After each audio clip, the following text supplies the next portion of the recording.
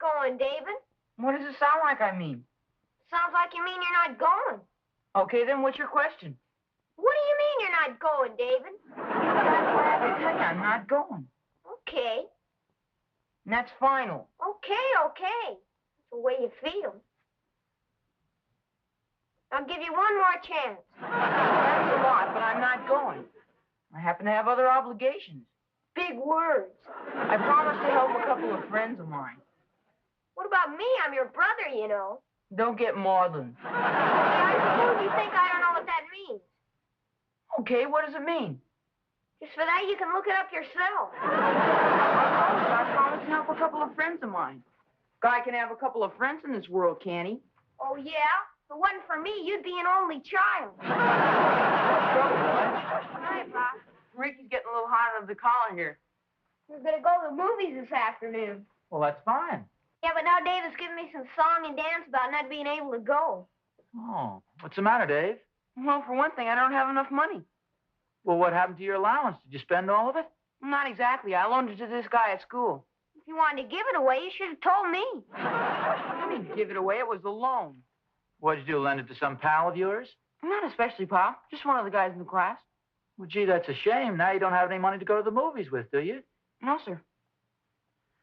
Well, I tell you what I'll do. I think I can make a little exception and give you an advance on your allowance. How much do you need? Never mind, Pop. That's okay. No, don't worry about it. You can pay me back. Honest, Pop, I don't want it. What's the matter with you, David? You got rocks in your head? You let David handle his own financial affairs. I sure wouldn't let him handle mine. Well, are you sure you don't want this money, Dave? No, thanks, Pop. Honest. I can't go to the movies anyway. Well, why not? I have to make some drawings for a friend of mine in science class. This guy has more friends. Well, look, Dave, the movies don't start until this afternoon. Why don't you do the drawings this morning? I don't think I can finish in time, Pop. It's an awful lot of work. Gee, this is a shame. Why can't this boy do his own homework? Because this boy happens to be a girl. Not unless you call the captain of last year's football team a girl. Not to his face, I wouldn't. It's awful nice of you to do these things for people, but gee, it's a shame to have you miss out on the movies on account of it. Well, that's okay, Pop. I don't mind. It's going to be a neat picture, too, boy. I better get upstairs and get going on this stuff. Well, if you change your mind, let me know, Dave. Thanks, Pop. You know where your mother is, Rick? She's out in the kitchen. Oh, are you sure? Yeah, but the table's all cleaned up and the dishes are in the dishwasher. Oh, gee, that's a shame. Well, I think I want to see her about something anyway. Harriet! I'm in here. Oh, there you are. I've been looking all over for you. Yeah, the dishes are all finished, thank you. Oh, that's too bad. Oh, you needn't look so unhappy about it. There's nothing to it anymore. No, I'm not exactly unhappy. Tell you the truth, I am a little concerned about David, though. He hasn't done anything wrong, has he? Oh, no, nothing like that. It's just that, well, I think he's being taken advantage of. Oh, I know what you mean. That Ricky can be a fast talker, but David knows how to handle it. No, it isn't Ricky. Oh, who is it then? Well, I know the boys aren't doing it intentionally, but David just doesn't know how to say no to people. What are you talking about? Oh, it's one thing after another. Now, you take this morning, for instance. He has no money because he loaned one of his friends his entire allowance. He can't go to the movies because he promised some other kid he'd do his homework for him. Well, that sounds very nice to me. Personally, I think the whole world could stand a little more friendliness and generosity these days. Well, so do I, and I'm glad David's that kind of a boy. The point I'm trying to make is, that generosity, like everything else, has its limitations. He's got to learn to use a little judgment and common sense. I want him to be generous, too. But I don't want him to be a doormat and have people walk all over him. Oh, dear, I hardly think it's that serious. Besides, maybe he likes doing things for his friends like this. You know, everybody likes to be well-liked. Mom? Yes, dear? You know where my Oscar jacket is? Yes, it's right here on the chair. Oh, yeah, thanks. You going out? Just for a couple of minutes. I'll be right back. Say, Dave? Yes, sir? Could I have a little talk with you, son? Oh, sure, Pop. Go ahead. I'll walk you to the door. I don't know quite how to begin this, Dave. Have I done something wrong? Oh, no. At least not to anybody but yourself. It's just what we were talking about before. See, it's a wonderful thing to do nice things for people, but you can overdo that the same as anything else. Yeah, I know what you mean, Pop. See, lots of times people ask you to do things for them, and you may not want to. In fact, you may feel it's an imposition. But yet you just don't know how to say no. Yeah, but sometimes it's pretty difficult. Well, sure it is, but you've just got to do it, son, or else people will be taking over your whole life for you. Now, you take this afternoon, for instance. I know you want to go to the movies, yet you've got to stay home because you've promised to do this other boy's homework for him. Well, what can I do, Pop? He asked me, and he's a friend of mine. Well, you just could have said very politely, I'm sorry, but I have other plans. You could have been very courteous, but still be firm. See, you've just got to learn to say no. I guess you're right, Pop. You try and remember that next time, will you, son? It's nice to be considerate of other people, but you've got to think of yourself, too. Here, Pop, why don't you take this apple? Well, no, I have an apple here. Well, mine's so much bigger than yours. Yeah, but that's yours. You keep it, Dave. Okay, Pop. I'll see you later. I have to go down to the store and get some special drawing paper. So long, Pop. So long, Dave. Hey,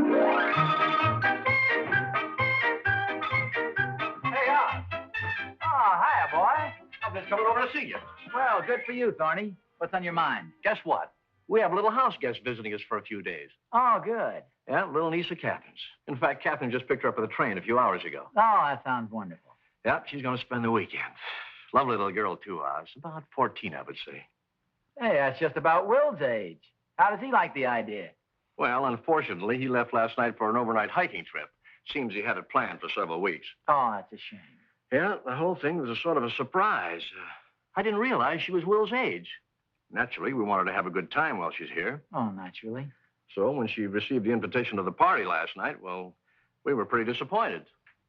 Party? Yeah, it seems Claire Randolph is giving a party for her daughter, and she called Catherine to invite little Shirley. Oh, That's the little girl's name. Well, that sounds wonderful. Yeah, except that she can't go alone, being a complete stranger here and all. They sort of figured Will was going to take her. Oh, yeah. Too bad. So you can see the spot we're in. She's a very nice little girl, Oz. Very well-mannered. Oh, yeah, I'm sure she is. I sort of thought you might have a suggestion. Hmm. Be awfully nice if she could go to the party. Hmm. Of course, if she had an escort, she could go. Now, if we could think of some young chap, about 14 or 15, very clean-cut, well-mannered, agreeable, and very popular with the rest of the kids. Pardon me a second, Thorny. What about David? I accept. I accept. Little Shirley will be delighted to go to the party with David. Well, thank you, Thorny. On behalf of David, may I say he'll be very, very delighted to escort little Shirley to the party. Thanks a lot. Oh, forget it. After all, if you can't do a favor for a pal. Oh, you're a real pal, Oz. Thanks a million. You bet. Oh, incidentally, thank David for me, too, will you? Hi, Pop. Hiya, Pop. Oh, hiya, boys. Got some interesting news for you, Dave. Oh, good. It seems a little niece of Mr. Thornberry's just arrived in town this morning. Oh, that's nice. No, well, you hear this now. I understand that she's just about your age and a very cute little girl. Oh-ho. Everything over to Dave. Well, sir, here's the interesting part. She's been invited to a party at Mary Randolph's, and I understand she doesn't have an escort. Where's Will? Well, he's gone on an overnight camping trip or something, so he can't take her. Well, sir, Mr. Thornberry and I have been thinking the thing over, and we've decided that we know another young lad who would fit the bill exactly. He's a very well-mannered boy and a popular young fellow to boot. I'd be happy to take her, Pop. Ricky, please, I'm talking to David. Gee, for a guy who's a popular young fellow to boot, I sure get kicked around. More at David's age. Well, how about it, Dave? How about what, Pop? Well, Mr. Thornberry and I would consider it a great favor to us if you would agree to escort this charming little lady to the dance. You hear me, Dave? Yes, sir, I heard you. I was just thinking about something. Thinking about what, David? What you said before. What I said before? Yes, sir. I'm awful sorry, but I have other plans. You mean you don't want to go? Well, David, this sounds like it'll be a lot of fun. Well, thanks a lot, Pop, and thank Mr. Thornberry for me, too, but my answer is still no. Well, don't you even want to think it over? No, thanks, Pop. And, gee, thanks a lot for the swell advice, Pop. Oh, that's okay, son. Anytime at all. Well, that's all right. Hiya,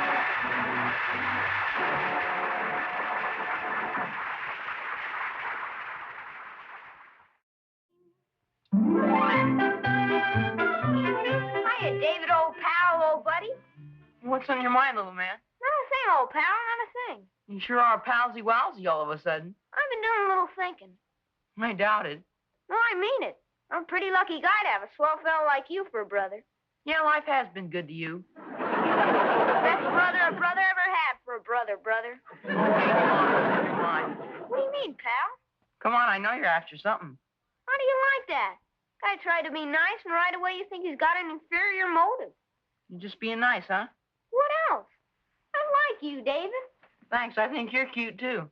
I'm glad you aren't a girl. I'm kind of happy about that myself. Sure would be awful having a big sister. Wearing your old clothes is bad enough. You don't mind having a big brother, though, do you? No, sir, boy. Especially a real smart guy like you. You think I'm a pretty smart guy, huh? Yes, sir. You think I'll ever be as smart as you, David? I doubt it. Yeah, I thought you were going to the movies. Yeah, I was.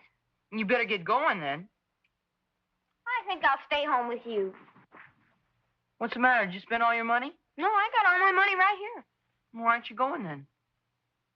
I like you, David. I like you, too. You know what I always say? I always say good old David is the salt of the earth, boy.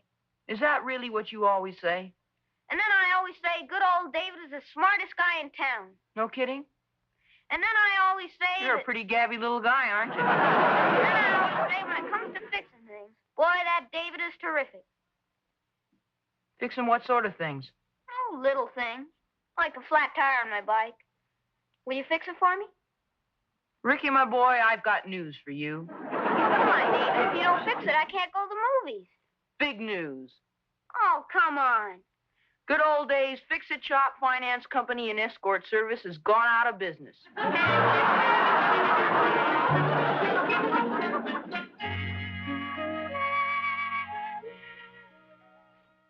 Ozzie? Oh, hi, Harriet. What are you so worried about? I'm not worried. Oh, I guess I might as well tell you. Harriet, we have a bit of a problem here. The Thornberry's little niece is visiting him, and she's been invited to a party at the Randolphs. Well, it sounds very nice. Well, yes, but Will is off on a camping trip, and the poor little girl has nobody to take her. But what about David? I asked David, and he politely but firmly turned me down. Well, that doesn't sound like David. That was exactly my reaction. Considering the fact that he does favors for just about everybody in school, you'd think he could do this one small one for his own father. Well, of course, if he doesn't want to, dear, it's up to him. Well, you don't understand the extent of our problem. I promised Thorny that David would take the little girl to the party. After all, a man can't go back on a promise. You promised, Thorny? Well, yes, he's my best friend. I don't think that was too much of a favor for him to ask me. Well, he wasn't asking you to take her, dear. Don't you think you should have spoken to David first? Well, yes, I realize that now, but I had no idea David would take my advice so seriously. What advice is that? You remember the discussion we had this morning? See, David is so darn good-natured, and he does favors for just about everybody, so they take advantage of him. Yes, I know. Oh, now, Harriet, my case is entirely different. After all, I'm the boy's father, you know. Well, I didn't say anything. But evidently you did. Well, it's just that I've promised Thorny, and a promise is a promise. It's a little embarrassing to have David go back on my word. Why don't you just tell Thorny what happened? You made a date for David without asking David first, and David turned it down. Well, that'd make me look pretty silly, wouldn't it? I'm sure there's some way of explaining exactly what happened without exactly explaining what happened. Dear, you work it out any way you want to. Whatever you do, though, you better do it now so they'll have time to find somebody else. I think I'll go out and see if I can find David and make just one more pitch to see if he won't do this as a special favor to me. Oh, would you mind seeing who that is at the back door, Harriet? Well, you're kidding. You know very well it's Thorny. Come on in, Thorny. Well, look, why don't you see what Thorny wants, and I think I'll go outside and see if I can find David. No, you better let me go see if I can find David. Hi, Harriet. Hi, Oz. Hi, Thorny. Hiya, Thorny. Boy, excitement is sure running at a fever pitch at our place today. Well, I know you boys have a lot to talk about, so if you'll excuse me, please. Harriet? Boy, you ought to see little Shirley. Thorny. She's so excited she can hardly wait. I've never seen a kid so happy in all my life. Pretty happy, huh? Oh, delirious. Well, you'd think this is the first dinner party she was ever invited to. Come to think of it, I think it is. Where's David? Getting dressed, I suppose? Well, I really don't know where he is, Thorny. Little Shirley can hardly wait to meet him. Why, she's even been thinking of excuses to go out in the backyard, hoping to get a glimpse of him.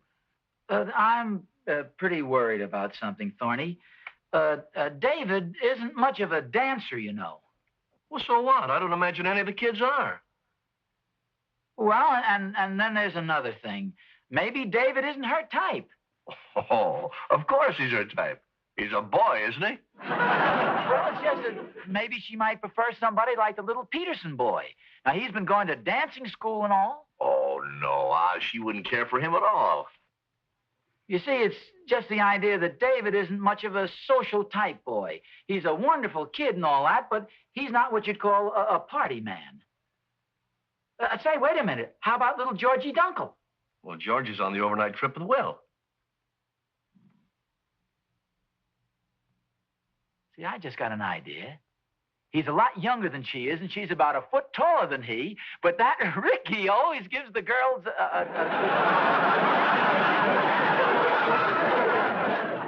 suggestion. Quit worrying, Oz. Believe me, David and Shirley are going to get along together just fine. Well, I've got to be running along now. She's very anxious to model a new dress for Uncle Thorny. She even bought a new dress for the affair? Oh, certainly. This is the biggest thing in her young life. Just tell Prince Charming that the pumpkin coach will arrive for him at 6 o'clock sharp. Well, I'll see you later, Oz.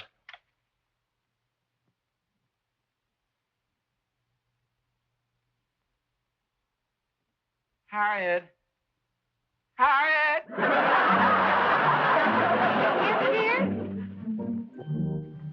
Oh, Harry, this is terrible. Was Thorny pretty upset when you told him? Well, now, you've got to realize, Harry, that this is a very delicate situation we've got here. Everybody's terribly excited about the party. The little girl's looking all over, anxious to meet David. She's bought a new dress.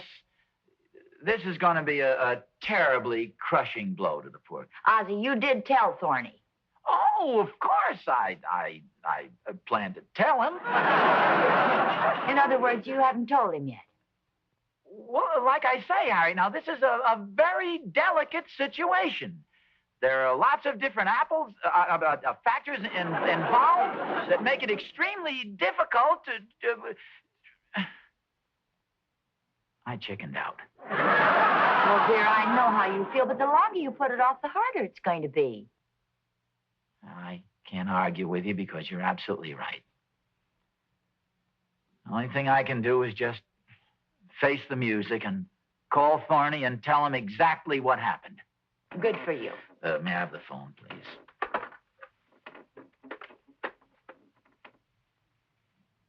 I don't suppose... No, I wouldn't.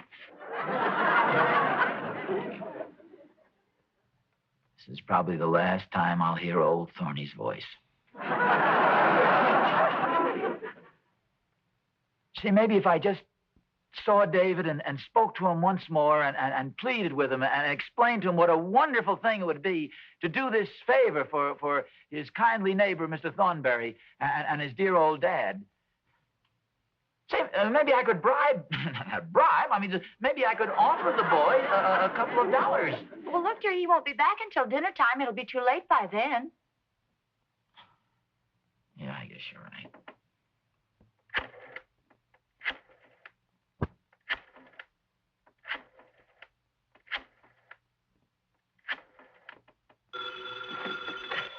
Hello? Hello, Thorny.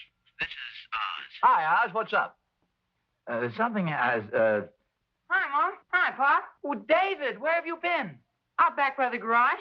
Well, sit down, son. I want to have a talk with you. Harriet, will you go get my wallet? It's up on the dresser. Speak up, Oz. I can't hear Well, what you're Dave, saying. remember this morning when I had that little talk with you and I explained that sometimes generosity and doing nice things for people can be overdone? Yes, sir. Well, Where are in you? my anxiety Hey, Oz. not to have people take advantage of you, I think I perhaps made my point a little too strong. Gee, I'm glad to hear you say that, Pop, because I really enjoy doing favors for people. Oh, it's one. Oh, my. That's wonderful, son, because I'd like to request that you do a little favor for Mr. Thornberry and me. Hey, Oz. Oz. Pop, do you hear voices? Ring. Well, yes. Operator. Oh, for goodness Operator? sakes, pardon me.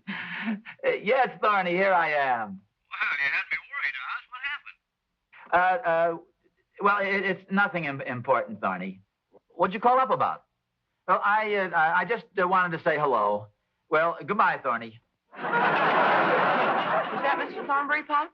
Yes, it was, David. Does he still want me to take his niece to the party? Well, yes, he does. Because I'd be happy to take her.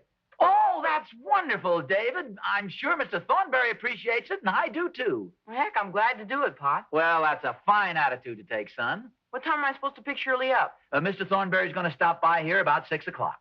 David, how did you know her name was Shirley? How did I know her name? Well, she was over in the Thornberry's backyard. Well, yes, but how did you know her name? Oh, that. Well, I was in our backyard, you see, and I saw this girl over in the Thornberry's backyard, and then I remembered that Will Thornberry had a pair of my old tennis shoes in his garage. So you went over to the Thornberry's backyard. Yes, sir. That's where their garage is. Also where Shirley was. Oh, and I suppose you and Shirley talked for a few minutes? Well, kind of. And she said to me, "You must be David Nelson," which I was. And we started talking, and, well, anyway, I'd be happy to take her. In fact, I'd be crazy if I didn't. I take it then she's a rather cute little girl? I'll say she is. I think I'm beginning to understand this change of heart and neighborly spirit.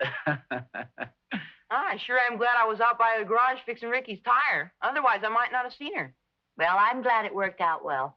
I wanted to tell you about it myself. I didn't want Ricky coming in here blabbing it to you. Yeah, we understand. David, hadn't you better start getting ready now? Okay, I'll be right back. Well, David, where are you going? You've got to get dressed. Oh, I will. First, I better let Ricky out of the garage.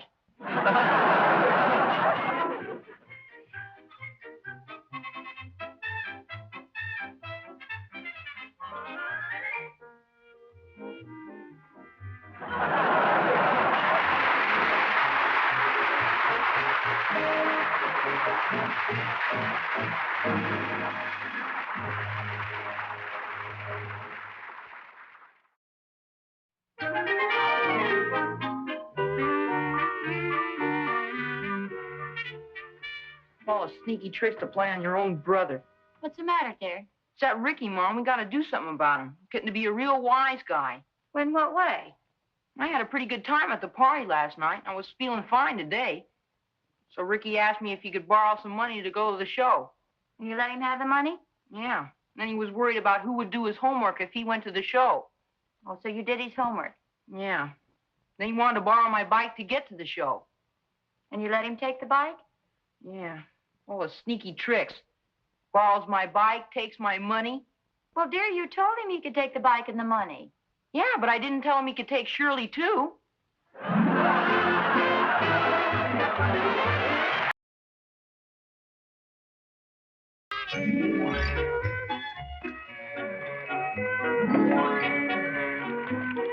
Aren't you fellows going outside?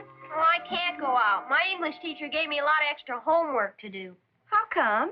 Just because I didn't hand him my notebook yesterday. Well, why didn't you hand it in? Wasn't it finished? Sure, but I lost it. Oh, well, that's a shame. It's a big chip, that's what it is. What's a big jip? Well, Ricky lost his notebook yesterday, and his teacher gave him a lot of extra homework. Well, did you explain to the teacher that you'd lost it? Yes, sir. I told her exactly what happened, but I guess she didn't believe me. Well, that's funny she wouldn't believe you. What did happen exactly? Well, I was walking to school yesterday, and my shoelace came untied. So I put my notebook on a truck parked next to the drugstore while I tied my shoe. Now, wait a minute. And the truck drove away with your notebook? Heck, if you saw her, why didn't you stop him? I I didn't see anything of the kind. Well, you mean that's what happened, Rick? Yes, sir. And that's what you told the teacher? Yes, sir, that's what happened. Well, I don't blame her for giving you all that extra work. Well, are you sure you just didn't dream this and your notebook is still up in your room? Oh, no, sir. Personally, I agree with Pop. Sounds like you dreamed this whole thing up. I did not. Well, it's not that we doubt your word, Rick, but sometimes it's easier to tell the truth and take the punishment. That's what I did. I told my teacher the truth, and now I'm taking the punishment. Yes, son, but I mean, sometimes the punishment isn't so severe when you tell the real truth. That is, I don't mean to imply that you're not telling the... Harriet, do you have any suggestions? Well, I suggest you get started on some of that work before the whole day is gone. Well, come on, little man. I'll give you a hand. Hey, you mean you'll help me do my homework? No, but I'll sharpen a pencil for you.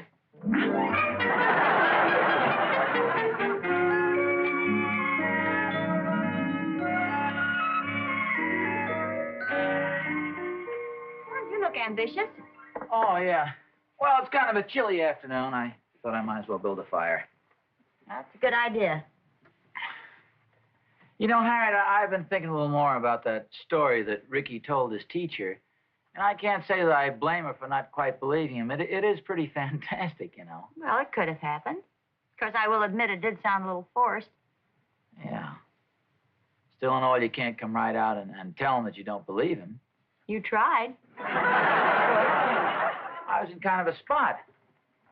I mean, after all, I did want to impress him with the fact that it's always better to tell the truth and face the consequences. There's no question about it. Say, before you pull a Rip Van Winkle on me, I've got something to tell you. Do you recall the last PTA meeting? Well, yes, I believe so. What about it? Then you probably remember sounding off about not enough of the parents taking an active part in the entertainment. Well, yes, but all that's been taken care of. Don't you remember Thorny and I agreed to be co-chairman of the entertainment committee? We're going to put on some pretty riotous stuff. Well, of course, we're not going to hog the spotlight. I mean, we'll give the other talent a chance, too. I think you might have to give one of them a chance this afternoon. Oh? Do you know Mrs. Howard? Well, yes, I believe so. Why? Well, she phoned a little while ago. She wants to come over and discuss the readings she'd like to give at the next meeting. Readings? Mm-hmm. She specializes in reading poetry. She has a rather large repertoire, I'm told, several hundred poems. Oh, for goodness sakes, Harriet, couldn't you talk her out of it? No, not very successfully. She said she'd be over in about an hour. Oh, holy smokes. Whoever heard of reading poetry at a PTA meeting anyway? Isn't it bad enough we have to listen to the Secretary and Treasurer's report? Nevertheless, she's coming over to see you. You'll be here, won't you? Oh, yes, I'll be here. I think I'll go over and get Thorny, though. As long as he's co-chairman, I think he ought to suffer through this stuff with me. Oh,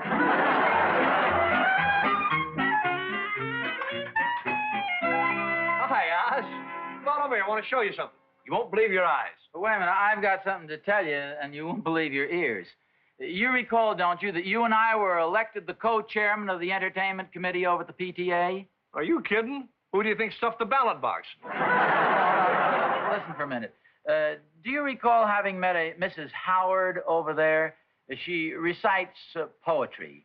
She's a woman with a tremendous repertoire. Well, you're not exactly skinny yourself. No, listen to me, will you? It seems she's coming over to our house in about an hour. She's going to audition maybe 150 or so of her poems, and I thought it'd be nice if you, as co-chairman, came over and we sat down in the living room and enjoyed them together. Well, give her my regards. No, just a second, Thorny. You and I are in this together. Well, isn't there some way we can get out of it together? Wait a minute. When you accept the chairman... What the heck are you doing with this? Well, this is what I wanted to show you. Now, this ladder looks pretty heavy, doesn't it, Oz? Yeah? Well, just lift it once. Well, how about... It's as light as a feather. It's made out of some new kind of metal. It reaches right up to the roof, and you can move it around like a toy. How about that? Have you tried it out yet? Well, not yet, but I think my boy Will lost a ball on your roof. Oh, now, wait a minute, Thorny. That's an awful high roof. I mean, if you're figuring on us exploring around there, I don't think that'd be very smart. I mean, it's pretty windy today, you know, and up high like that. Guy'd have to be pretty childish. No, not childish. I mean, have to be pretty brave to climb up on a ladder on a day like this. Well, what are we waiting for?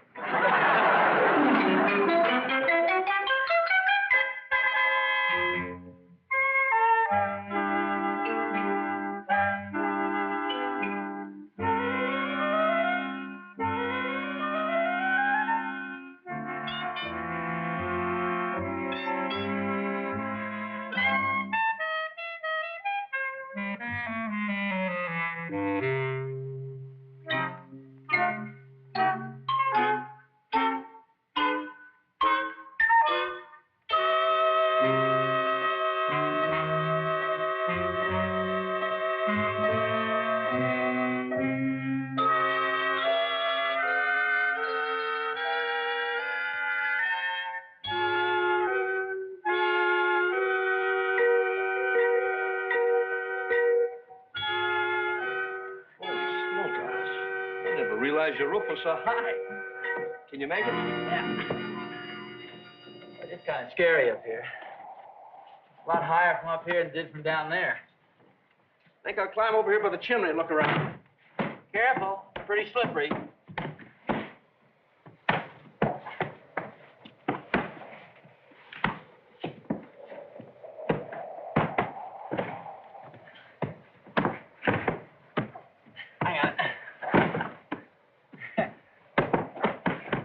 Rubber sole shoes on this.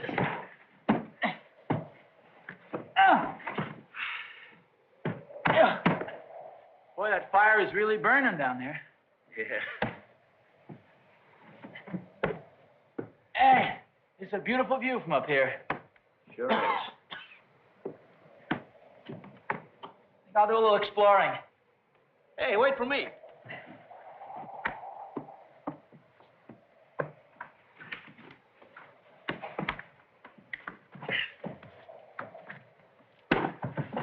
Take it easy. Oh, boy. Yeah, it's a beautiful view from here. Yeah. You see the bank building over there? Sure a good thing I brought along my binoculars.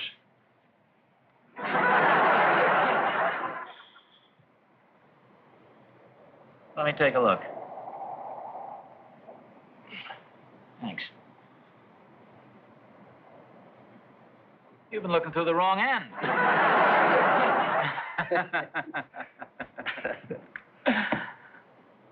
Well, you know, I think there's a storm coming up. Look at the clouds over there. Yeah. This jacket isn't very warm either. Where do you think the ball is? The ball? What ball? Well, why do you think we came up here? Oh, you mean Will's ball. Well, I didn't expect to find it up here, Oz. Come to think of it, he threw it up here sometime last winter. I think it was a snowball. Well, I had to try the ladder out some way. Hey, we better get down from here before we freeze to death. Yeah. Take it easy.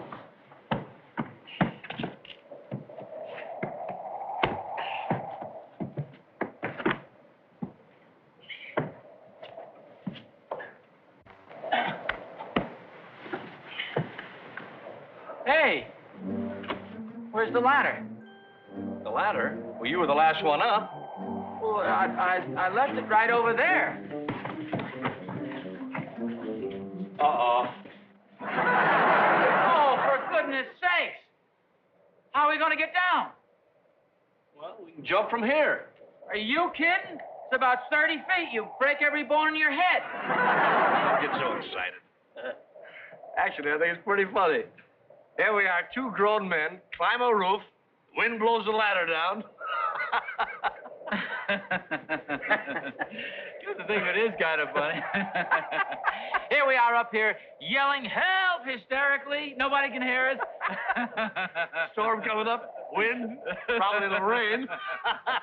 Here we are yelling our fool heads off. Wind so loud no one can hear us.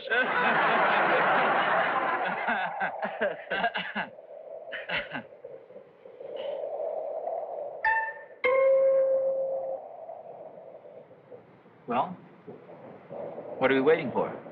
Let her go, Oz. Help!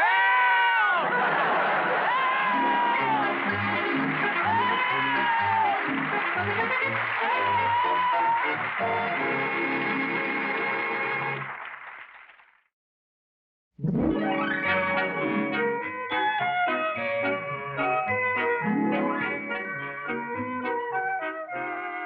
nobody answers at the Thornberrys.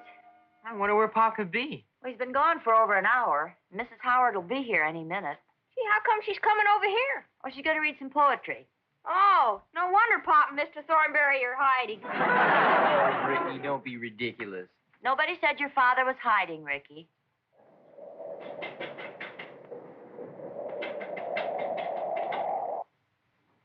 What was that?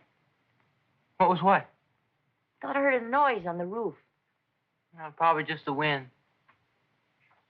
Hey, it looks like there's a storm coming up outside. Well, if your father doesn't get home pretty soon, there'll be a storm coming up on the inside, too. Wonder if he and Thorny are hiding.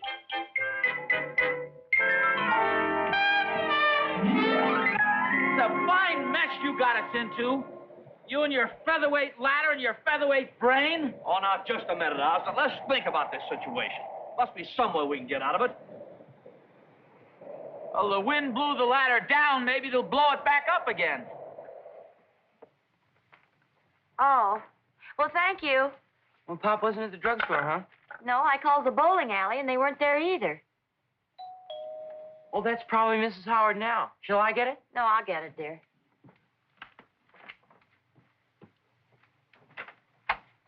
Hello, Mrs. Nelson. Hello, Mrs. Howard. Won't you come in? Thank you.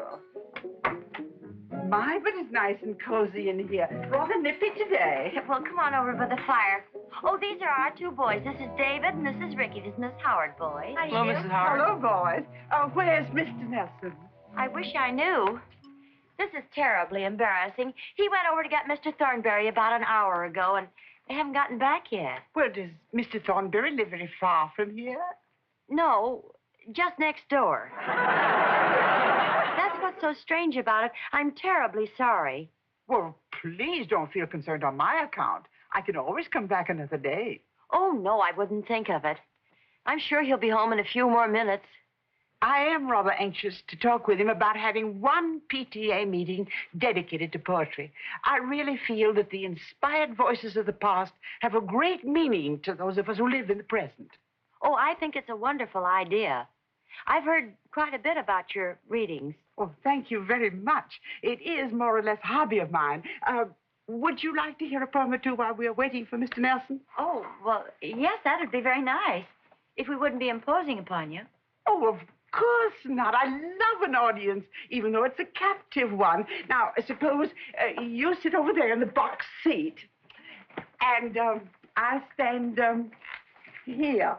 Oh, you poor boys. Knowing boys as I do, I'm sure you'd rather be outside kicking a baseball around. Oh, no, not at all.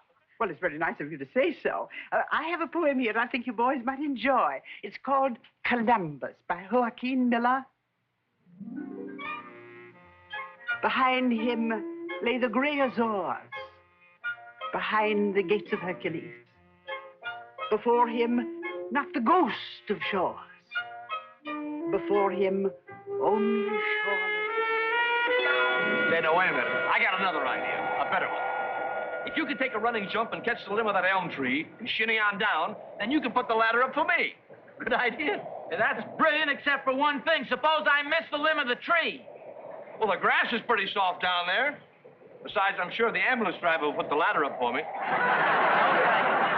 However, I'll be very happy to let you try it. In fact, I'll even give you a little push. No, thanks. Let's think of something else. Well, let's think of it in a hurry because I'm getting cold. You should have worn a jacket like I did. Well, I would have if I'd have known I was going to be marooned on my roof all night long. Gosh, I'm getting hungry, too. Oh, there must be some way for us to get down.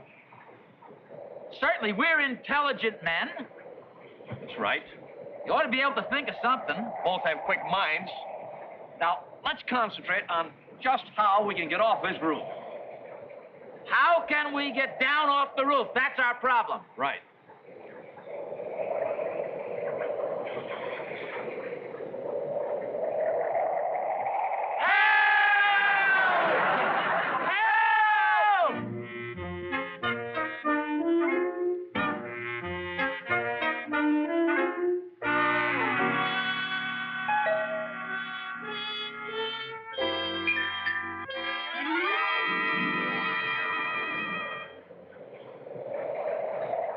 Oz. Oz, speak to me. Why should I? Ah, don't be a sorehead. Sorehead, you got me into this mess. I'm cold and I'm hungry. And if pneumonia doesn't kill me, Harriet will. Well, at least we didn't have to listen to Mrs. Howard read poetry. Believe me, I'd much rather be in the house than up here. Hey, wait a minute. I got a wonderful idea. Here, take off your jacket and give it to me. You just think of another idea. I'm going to keep my jacket. Now, give it to me, will you, please? This is a wonderful idea. I read about it in a story once. Now, come on. You want to stay up here all night? No? Well, then give me your jacket. Here, I'll tell you what I'm going to do. I'm going to put it right over the top of the chimney. Wait a minute, Oz. No matter how you cook it, you're not going to eat my jacket. Talk about eating the jacket. I put it over the chimney. The smoke goes right back into the living room. Harriet sees all the smoke, comes outside to find out what's the matter, puts the ladder up, and we're saved. Well, it's worth trying, Oz.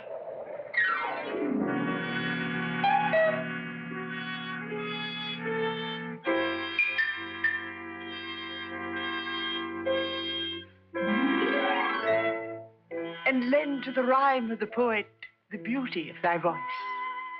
And the night shall be filled with music, and the cares that infest the day shall fold their tents like the Arabs, and as silently steal away.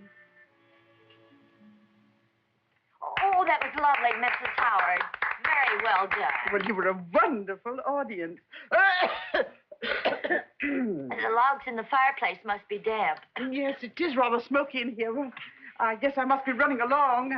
I'm afraid I've outstayed my little visit. Oh, no, not at all. I'm terribly sorry that Mr. Nelson wasn't home, and I know he's going to be sorry. Please don't think that you have to apologize, Mrs. Nelson. I know how men are. My husband is one. Bye, boys. Nice to have met you. Bye. Bye, Mrs. Nelson. And goodbye, Mrs. Howard.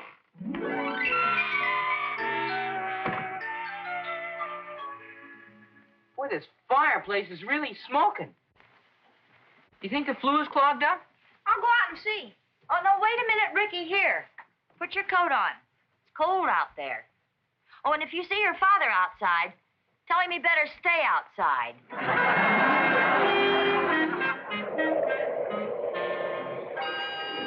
I haven't seen anyone come out of the house yet. Wait a minute, I think I see somebody.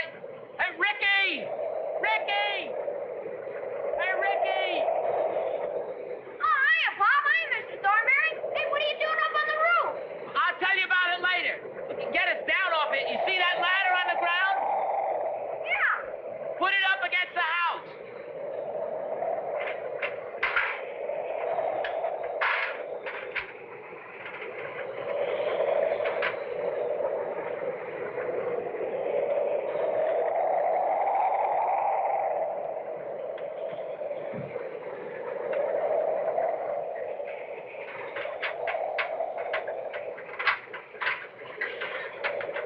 Take it easy, Thorny. Well, Mom's been looking all over for you, Pop. Well, all she had to do was look up on the roof, and there I was. I'll see you later, Oz. Hey, wait a minute, Thorny. Don't go home. I want you to come in the house with me and help explain this to Harriet. Well, there's nothing to explain. Just tell her the truth. Do you think she'll believe me? No. That's why I'll see you later. Hey, come back here, you coward! Doggone it!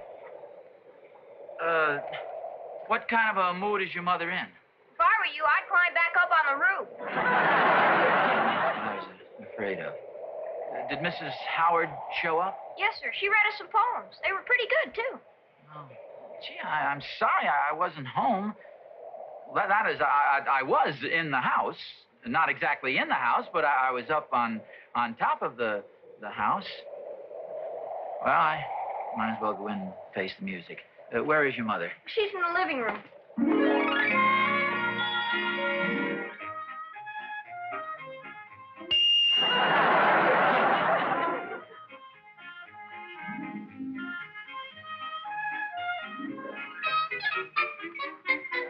Ozzie? I'm safe, dear. You can stop worrying. Where do you think we were?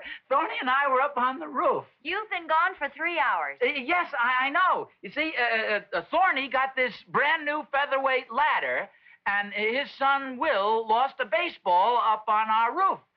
So we thought it might be a good idea if we went up on the roof to look. Scout's honor, Harriet. I'm telling the truth. You mean to tell me that you two were up on the roof all this time? Yes, that's right. You knew Mrs. Howard was coming. Well, I know, but we couldn't get down. Well, you got up. Well, that's a completely different thing. See, the wind blew the ladder down. Ozzie, where have you been? I told you, Harriet, we've been up on the roof. Are you sure you weren't hiding out in the garage? No, honestly, we were hiding up in... We weren't hiding any place. Here, Ricky came up to get... Not exactly came up, but he held the ladder, and we could see... I thought of an old trick that I'd read about in a book someplace, where I took Thorny's jacket, and I put it over the top of the chimney, and it blew didn't the smoke all come out, and he...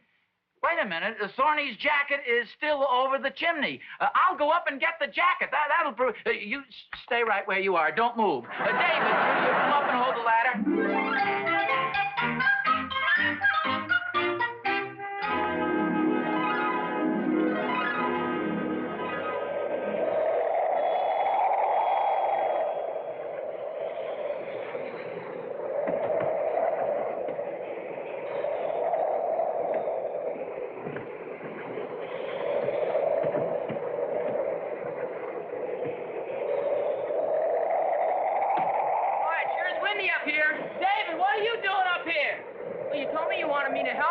Well, yes, but I want you to hold the ladder.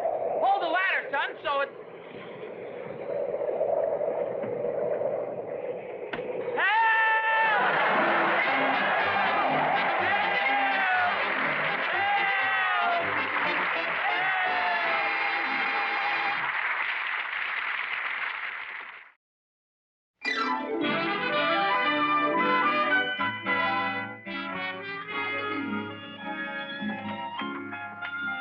Mr. Nelson? Yes?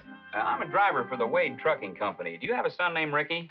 Oh, yes, we do. Well, I found this notebook on the running board of my truck. It has his name and address on it. Oh, I'll be darned. I would have brought it over sooner. I'm sorry, but I hope he didn't get in any trouble at school. No, not at all. You know, it's a strange thing. Ricky told us exactly what happened, but, well, I'm kind of ashamed to admit this. We sort of didn't believe him. Well, I certainly hope you didn't let him know that. Oh, no, we didn't. Could have a very bad psychological effect on him. Could even leave him with a neurosis or an emotional disturbance that could stay with him the rest of his life. Oh, yes, I understand that. Children need to feel that they have their parents' trust and confidence. That's what gives a boy a sense of security. Yeah, you're absolutely right. Well, gee, thanks a lot. This is awfully nice to bring it over, Mr. Freud. Buster Freud.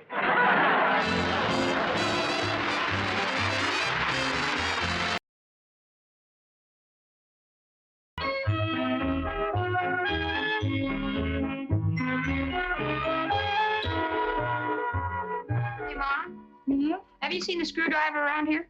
I don't think so. Pop said he left it here. Oh, it must be here someplace then. I've been busy getting dinner. Hey, stay out of that cookie jar. I thought you were too busy to notice anything. Well, I don't want you to spoil your dinner. We're having an especially good one tonight, too. We're having company. Oh, who's coming? Mr. Dipple. Oh, terrific. Maybe you can fix my record player. He's very good at electrical stuff, you know. No, I didn't know. Hi, Mom. Hello, dear. Out of the cookie jar, David. What's the matter with you? I just want you to eat a good dinner tonight, my boy. Oh, we're having company for dinner, huh? Hi, how'd you know? Oh, I've been around here a little longer than you have, little man. Who's coming over, Mom? Mr. Dipple, your father invited him for a home-cooked meal. Mrs. Dipple's out of town for a few days. Oh, that's swell. Maybe we can fix the clutch on my motorbike. Now, he's coming over here to have dinner, not to fix things for you two guys. Oh, he likes to fix things, Mom. Are you sure? Oh, sure. Oh, well, then maybe you can tell me what's wrong with my hairdryer. But let's wait until after dinner to ask him, huh? Oh, sure. That's just diplomacy. What do you mean by diplomacy, David? Well, instead of asking him when he first comes in, we wait until Mom's fed him one of her delicious dinners. You know Mom's about the best cook in the whole world? Oh, heck yeah. Mom is the greatest. especially when it comes to cookies. Can't I just have one before dinner, Mom? They smell so good.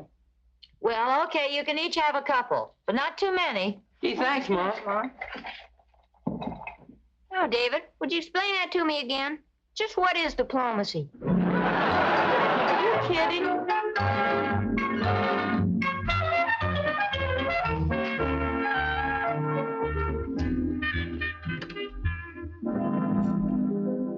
Well, can I give you a hand with those, Hans? That's all right. Thanks, Wally. I got them. I think I'll put the car in the garage. Yeah, hey, I got it. I'm afraid the car's a little too close, Oz. Oh, yeah, I think you're right. Well, heck with it. I'll leave it in the driveway. Yeah. You know, I hate to brag, but I found a way to eliminate this garage door nuisance over at our house. Oh, what'd you do, take the door off? Nothing so drastic. I rigged up an automatic door. You know, it's like an electric eye, and the garage door opens while you're still in the car. Oh, I've heard about those, but I've never known anybody who owned one before. Where'd you buy it? Oh, I didn't buy it, Oz. I rigged it up myself. It wasn't too difficult. Hey, that's darn clever. Oh, hi, Mr. Dipple. Hiya, Pa. Hello, Ricky. Say, do you think you could fix my record player after dinner if I ask you real diplomatically? Well, no, just a second, Rick. Mr. Dipple is here to relax and enjoy himself. Now, I'll tell you what I'll do, Rick. I'll make a deal with you. I'll fix your player if you teach me how to comb my hair like you do yours. That's easy, Wally. All you need is an egg beater and a little axle grease.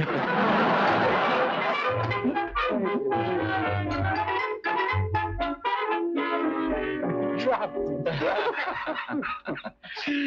Oh, that was a wonderful dinner, Harriet. Oh, thank you, Wally. I'm glad you liked it. That apple pie was the best I ever tasted in my life. Hey, wouldn't you like another piece, Wally? Oh, no, thank you. So let me stop you, though. Oh, come on, Wally. Just one more. Oh, no, really, 3 is my limit. I've got to waddle home tonight.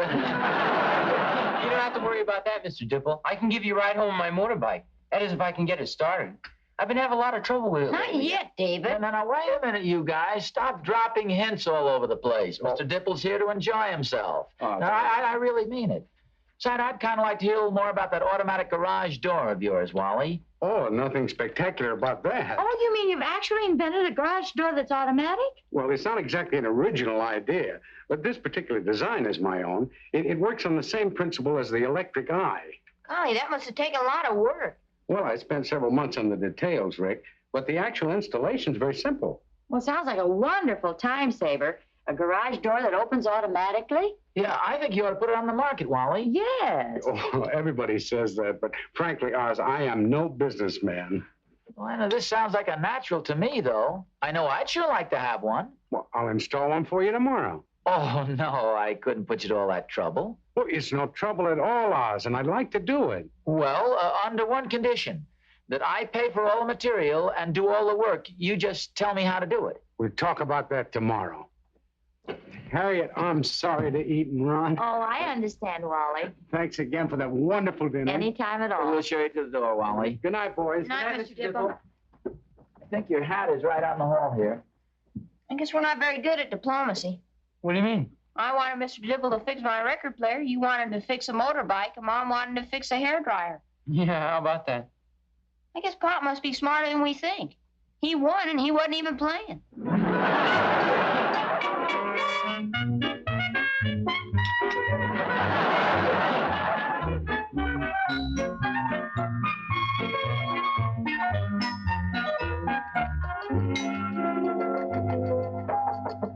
Morning, Harriet. Oh, hi, Wally. Come on in. You beat Ozzie. He isn't up yet. Oh, yes, I am. Well. Good morning, Wally. Hi, Well, all set for the big job. Oh, well, there's really not too much to do. Now, I told you last night I'm going to do all the work. Just want to find my tools first. Harriet, have you seen my screwdriver? Well, you better have some breakfast first. Well, no, I'd like to get started as soon as possible. How about you, Wally? No, thank you. I've had breakfast. I'll tell you what I'll do. I'll go out and get my stuff out of the car. Huh? All right, Wally, I'll be right out. I just want to find my screwdriver. Well, dear, don't you want your breakfast? Oh, well, I tell you what, Harry, why don't you put it in my lunch pail and I'll eat it on the job.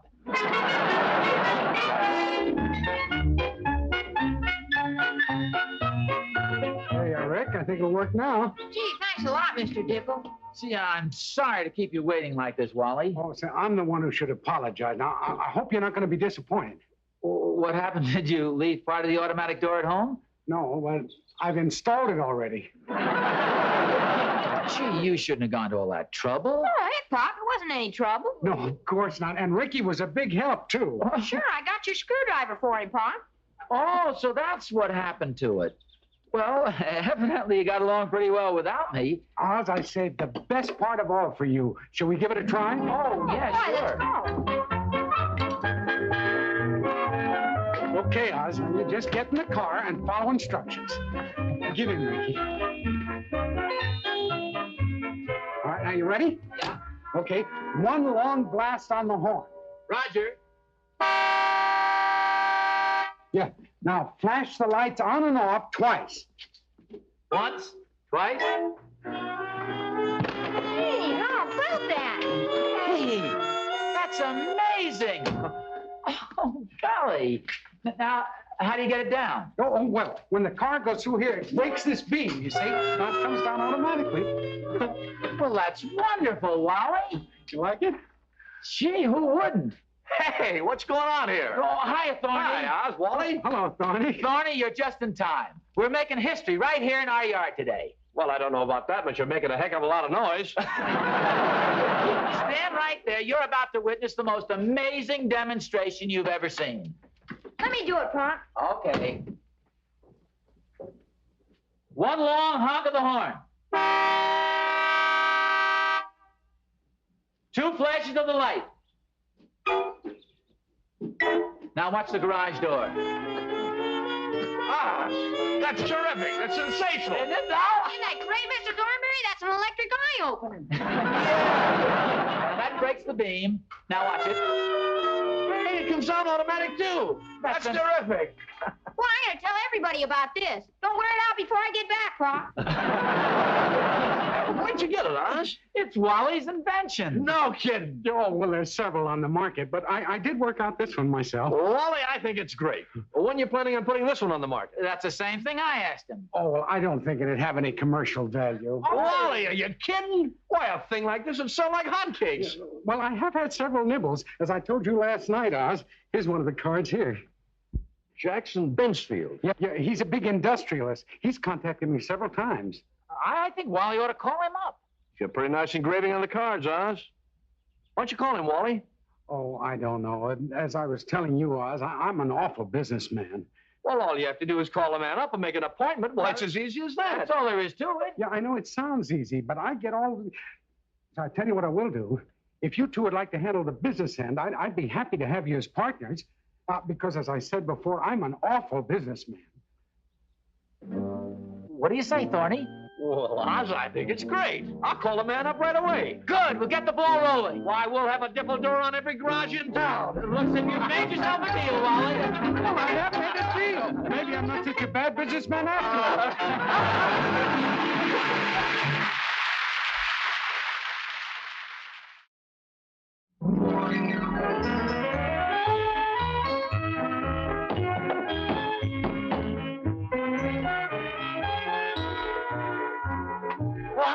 Hey, Oz, it's all set.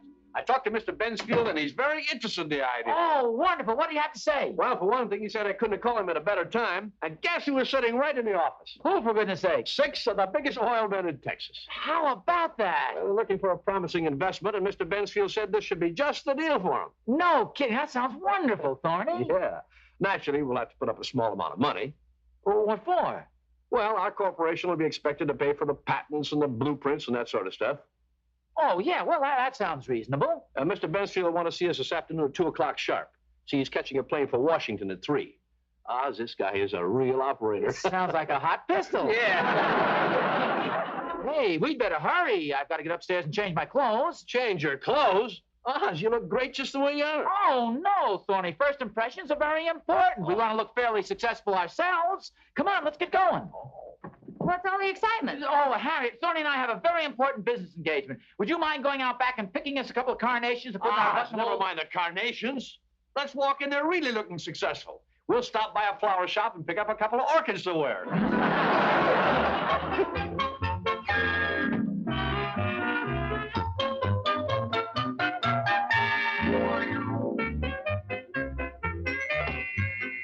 Thorny, Barney! Just a minute. Come on, hurry up. We've only got about 10 minutes. Don't worry, we got plenty of time. Harry got a carnation for each of us. Oh, fine. Wait a minute. What kind of an outfit do you call this? What's my best sport coat, Oz?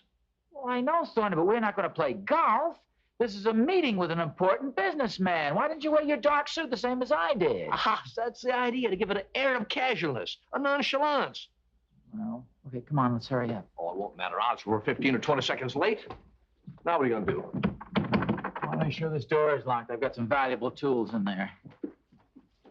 Oh, doggone it. What's the matter? I don't have much gas. Do you think we have time to stop at the gas station? Oh, no, Oz. Come on, let's take my car. Well, I'll put this in the garage first. Okay, I'll open the door. Wait a minute. Thorny, come back here. Haven't you forgotten something? The Dipple automatic door? Oh, that's right. Can you imagine the president of the organization forgetting that? The president of the organization? When did this happen? Well, I just elected myself a few minutes ago. I think Dipple and I ought to have something to say about that. Look, Oz, we haven't got time to argue about it. Now, come on, let's go. Let's see now. One long blast of the horn, 2 flashes of the light.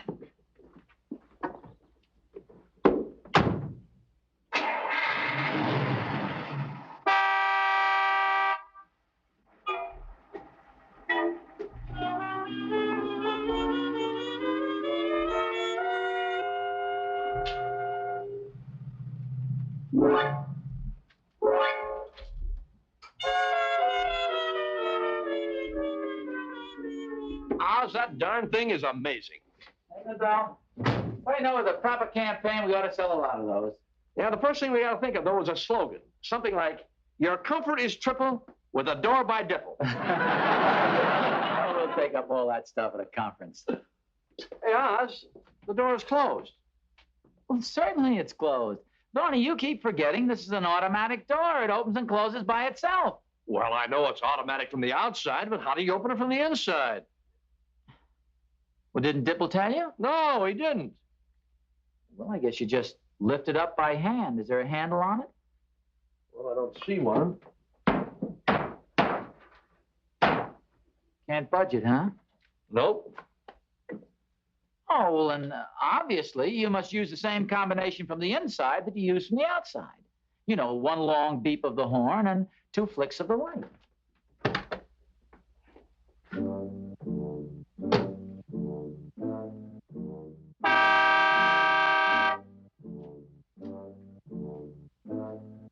Nope, didn't work, Oz. Why not? It worked before. Probably it's because the car is facing the wrong way. Why don't you turn it around so it's facing the door? There's a brilliant suggestion. Look, Oz, we got to get the door open. Look what time it is. Thorny, don't get panicky, will you, please?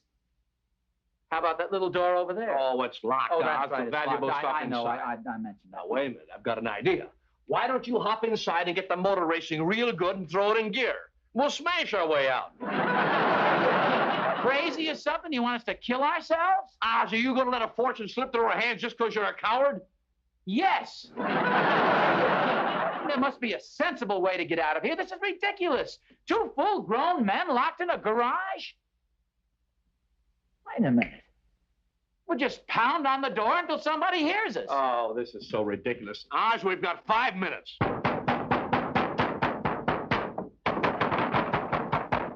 Harriet! Help! David! Help! Ricky! Open the door! Hello out there!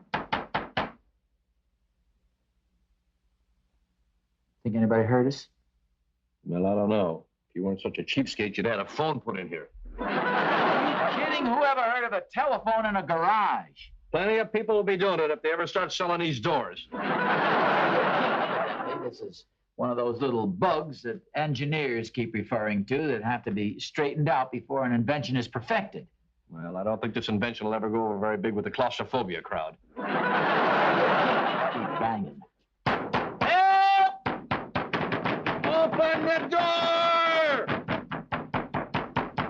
Locked inside the door! Help! In the garage! Help! Help Help, somebody! In the garage! Help!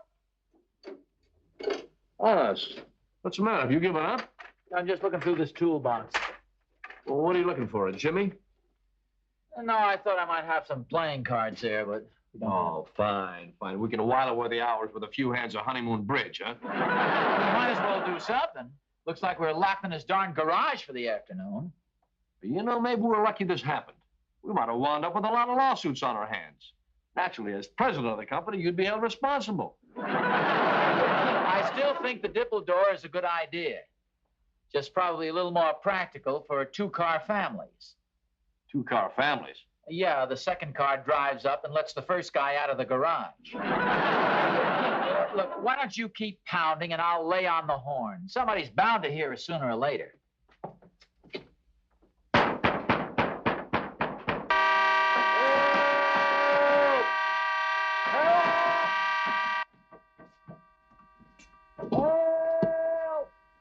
Hey, what's that? I don't know. It sounds like it's coming from the garage. That horn must have gotten stuck. Sounds like Mrs. Thornbury. Open the door! Wait just a minute. I think I hear somebody coming. Is that you, Mr. Thornbury? Yeah, it's David. David, we're in the garage! Mr. Thornberry and I are in the garage. Hey, it's Pop. Hey, Pop, what are you doing in there? Mr. Thornberry and I are locked in here. Gee, how'd you do that? Well, never mind how we did it. We want you to help us get out of here. Will you help us, please? Okay, Pop, I'll be right back with the car. Stay right there now. Stay right there. Are you kidding?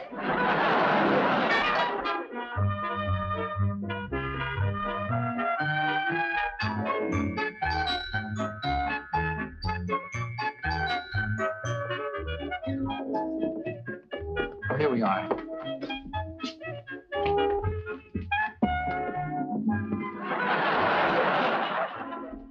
What the heck? This place is deserted. Yeah. Looks like he's already taken off for Washington. Say, did you notice the lettering on the backs of those guys that just went down the hall? Yeah. Say, do you suppose he owns a finance company, too?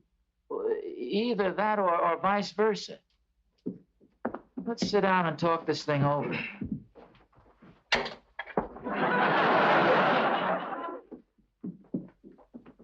What the heck is going on around here?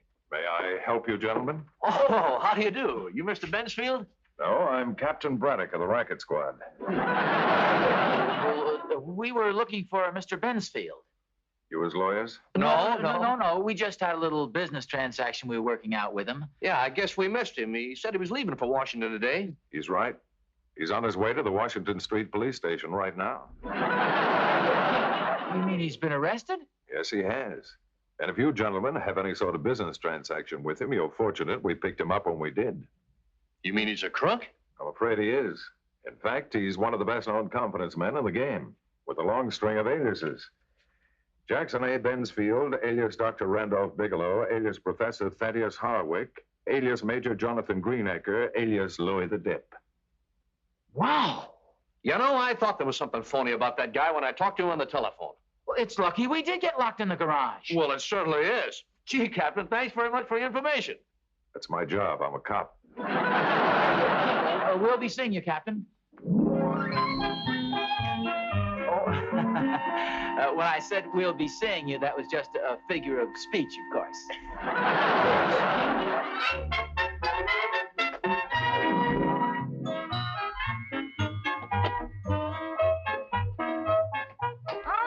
Dear, how was your meeting with Mr. Bensfield? Well, I hate to say this, but I wasn't very favorably impressed with him. Oh, why? Well, he struck me as being a little bit dishonest, Harriet. Oh, really? Why do you say that? Well, maybe it's because he's in jail.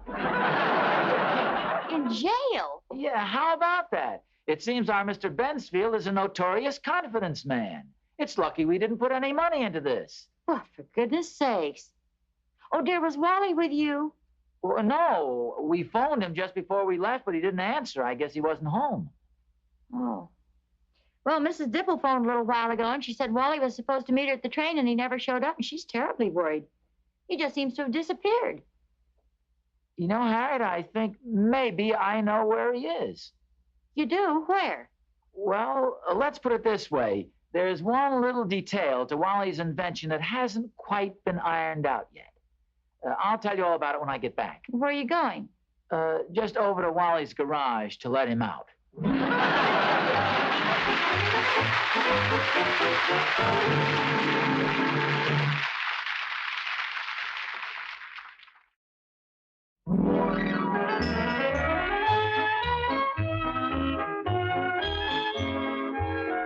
Hi, Wally. Harriet tells me you were looking for me. Oh, yeah, I was, Oz. I've been doing a little work this morning. So I understand. You fixed Harriet's hairdryer, David's motorbike. You've been a busy guy. Yeah, oh, I don't mean that, Oz. I've got something much more interesting than that. Oh, really? Yeah, a brand new method for opening the garage door. No more worries about honking a horn or flashing lights. What's the gimmick? You see this? Yeah. This is a special high-frequency whistle. And it's pitched so high that the human ear can't hear it. And yet, it'll break the beam and open the garage door. That sounds amazing. Can I have a little demonstration? Yeah, all right. Now watch.